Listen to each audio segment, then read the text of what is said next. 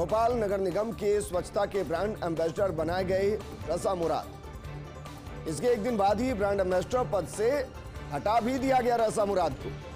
मध्य प्रदेश के नगरीय विकास एवं आवास मंत्री भूपेंद्र सिंह ने निर्देश जारी किए हैं।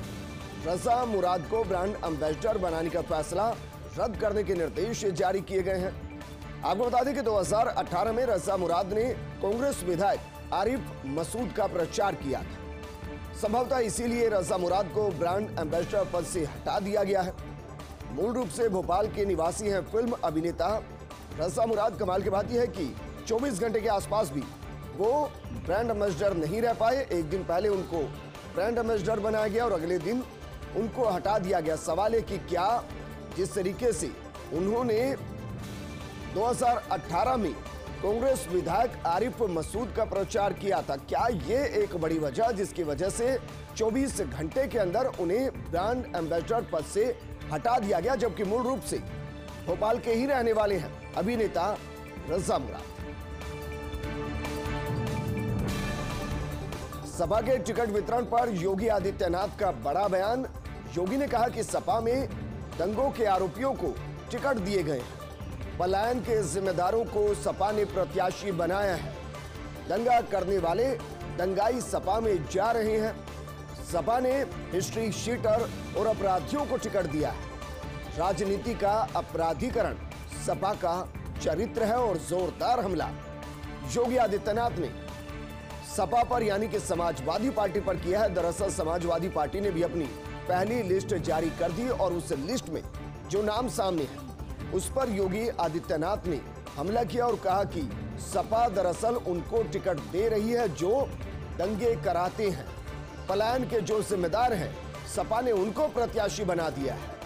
जिनके ऊपर कई धाराओं में मुकदमे दर्ज हैं, जो हिस्ट्री शीटर हैं, जो अपराधी हैं, उनको टिकट दे दिया है क्योंकि राजनीति का अपराधीकरण सपा का चरित्र है। पत्रकार राजीव शर्मा की 48,21,000 रुपए की संपत्ति अटैच की गई है। राजीव शर्मा पर चीन के लिए जासूसी करने का आरोप है। राजीव शर्मा के खिलाफ मनी लॉन्ड्रिंग का मामला दर्ज किया गया है और ईडी यानी कि प्रवर्तन निदेशालय ने संपत्ति को अटैच कर दिया। आपको बता दें कि पिछले साल जुलाई में राजीव शर्मा को ईडी ने गिरफ्तार किया था और पिछले हफ्ते दिल्ली हाई कोर्ट से जमानत पर शर्मा रिहा भी हुए, लेकिन लगभग 48 लाख रुपए की संपत्ति को अटैच कर दिया गया।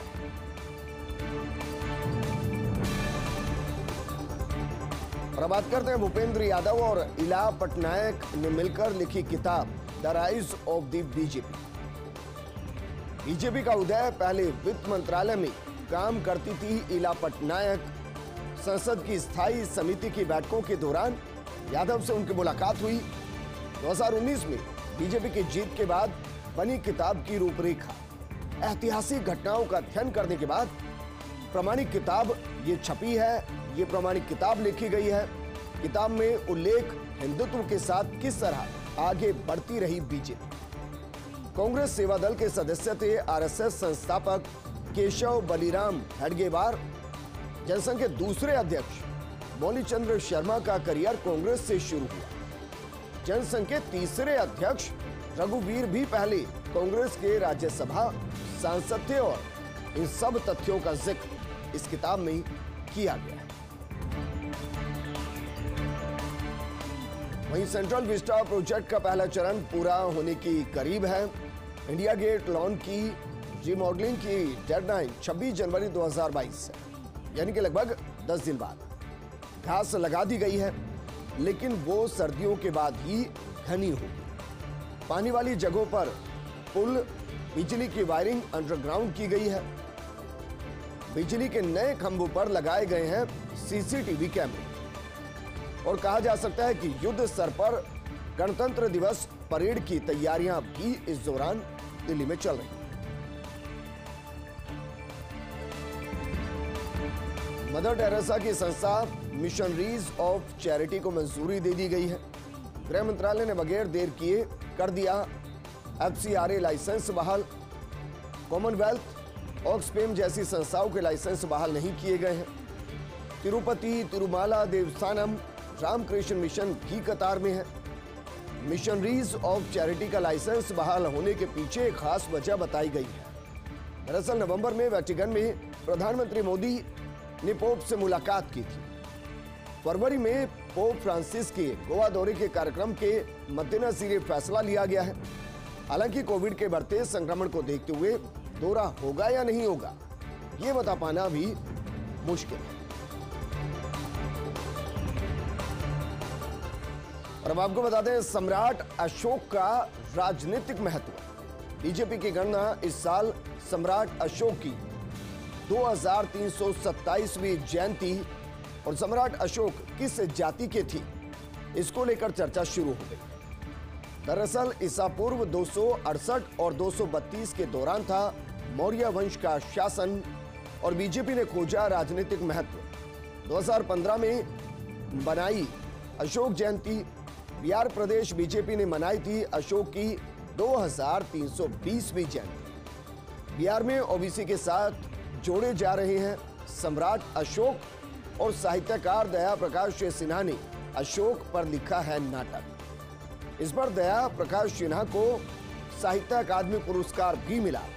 सिन्हा के नाटक सम्राट अशोक को लेकर भी विवाद शुरू हो गया।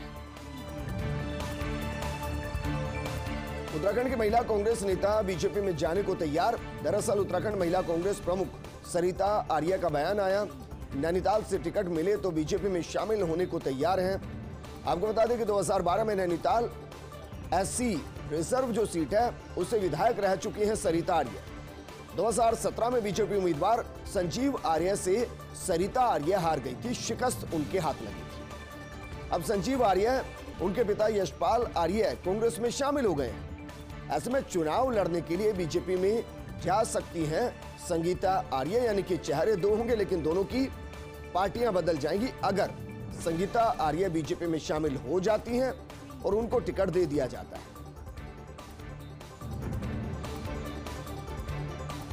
बीजेपी के खिलाफ पोस्ट करने पर कलाकार शो से बाहर। मराठा एंटरटेनमेंट चैनल स्टार प्रभाव पर शो मुगली झांसी झाली को, इसमें विलास पाटिल की भूमिका कर रहे हैं किरण माने। पिछले हफ्ते अचानक शो से बाहर कर दिए गए किरण माने। सोशल मीडिया पर बीजेपी की आलोचना के इस कारण शो से बाहर होना माना गया। किरण माने को शिवसेना, कांग्रेस, राकापा नेताओं का समर्थन मिल रहा है। शरद पवार के साथ किरण माने की 1 घंटा मुलाकात भी हुई है। लोकप्रिय सीरियल मुर्गी झालियों के मुख्य पात्र हैं किरण माने। नवाब मलिक ने कहा, ये एक कलाकार के साथ अन्याय है और बीते कुछ सालों में ऐसा देखा भी गया है कि कुछ कलाकारों के विवादित टिप्पणी की वजह से, या कहें कि जिन टिप्पणी के अंदर किसी पार्टी ने विवाद को ढूंढ लिया हो, उसके बाद कलाकारों पर अलग अलग तरीके के प्रतिबंध लगते आए हैं, उनसे शो छीन लिए गए हैं या चैनल ने उनको शो से बाहर कर दिया है। ऐसा ही एक नाम ये भी सामने आया है और इसी वजह से इसको लेकर राजनीति भी शुरू हो गई है। एक तरफ है शिवसेना, कांग्रेस, राकापा के नेता जो लगातार किरण माने की समर्थन में आकर खड़े हो गए हैं। वहीं शरद पवार ने तो बाकायदा किरण माने से 1 घंटे मुलाकात भी की है।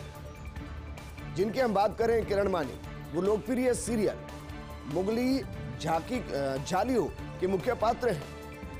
वहीं नवाब मलिक ने कहा कि ये एक कलाकार के साथ अन्याय है। शनिवार को अखिलेश यादव के निशाने पर कांग्रेस पर सपा के खिलाफ साजिश रचने का आरोप है। बीजेपी से सपा में आने वालों के लिए अब सपा के रास्ते बंद हो गए। सपा में आ सकते हैं सिर्फ एक विधायक, राधा मोहन दास अग्रवाल। गोरखपुर शहर से बीजेपी विधायक हैं राधा मोहन दास अग्रवाल और इस बार गोरखपुर शहर से बीजेपी उम्मीदवार हैं मुख्यमंत्री योगी आदित्यनाथ। इसलिए अखिलेश ने कहा, सपा में राधा मोहन दास अग्रवाल का स्वागत है, चाहे तो सपा में आ सकते हैं राधा मोहन दास अग्रवाल।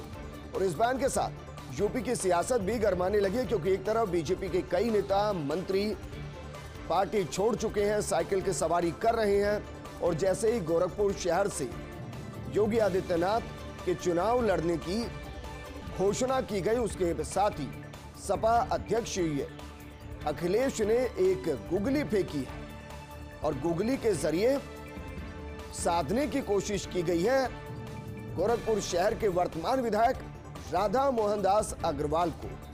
वो बीजेपी के विधायक हैं, लेकिन अब इस सीट से चूंकि योगी आदित्यनाथ चुनाव लड़ेंगे, सवाल यह कि क्या राधा मोहन दास अग्रवाल को किसी और सीट से लड़ाया जाएगा या इस बार वो चुनाव में ही उतरेंगे नहीं।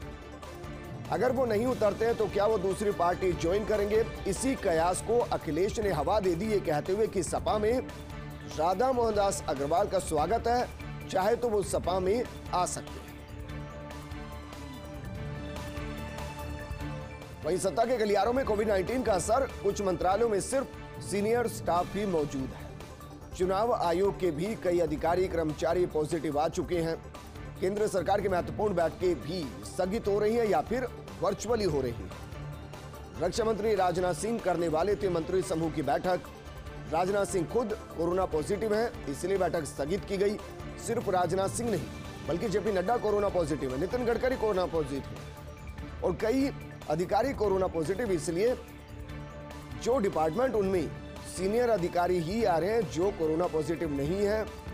बैठकों को या तो स्थगित कर दिया जा रहा है या फिर वर्चुअल माध्यम से बैठकों को किया जा रहा है। टेस्ला को तेलंगाना में कारखाना शुरू करने का न्योता दिया गया है। टेस्ला के संस्थापक एलन मस्क ने गुरुवार को ट्वीट किया, भारत सरकार के साथ काम करने में अभी भी काफी दिक्कतें हैं।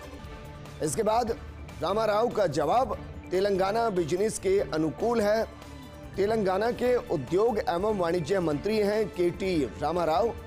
दरअसल भारत में इलेक्ट्रिकल व्हीकल लॉन्च करना चाहती है टेस्ला, और इससे पहले इंपोर्ट ड्यूटी कम करवाना चाहती है टेस्ला।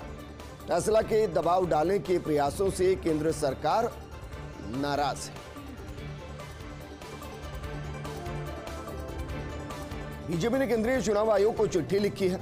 पंजाब विधानसभा चुनाव की तारीख टालने की मांग की है। 14 फरवरी की तारीख टालने की मांग की है बीजेपी ने। पंजाब सीएम चन्नी के बाद बीजेपी ने भी चुनाव तारीख टालने की मांग की है। दरअसल रविदास जयंती होने की वजह से चुनाव टालने की मांग की गई है। 14 फरवरी को बड़ी संख्या में लोग पंजाब से वाराणसी जाएंगे और इससे हो सकता है कि वोटिंग परसेंटेज कम हो, और ये ना तो बाकायदा चुनाव आयोग चाहेगा और ना ही कोई पार्टी चाहेगी। इसलिए सवाल यह है कि एक तरफ कांग्रेस की तरफ से तारीख टालने की बात की गई, अब बीजेपी भी तारीख टालने की बात करिए। क्या चुनाव आयोग पंजाब में 14 फरवरी को होने वाले चुनाव की तारीख को आगे करेगा? ये चुनाव आयोग को तय करना है।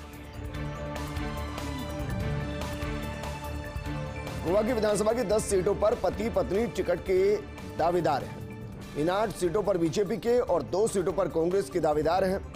स्वास्थ्य मंत्री विश्वजीत राणे सत्तारी सीट से बीजेपी उम्मीदवार हैं। विश्वजीत राणे की डॉक्टर पत्नी दिव्या पोरियम से उम्मीदवार हैं। पणजी से बीजेपी उम्मीदवार हैं एटेनेसियो बाबुश, वो बाकायदा तलेगांव से बीजेपी के टिकट के दावेदार हैं।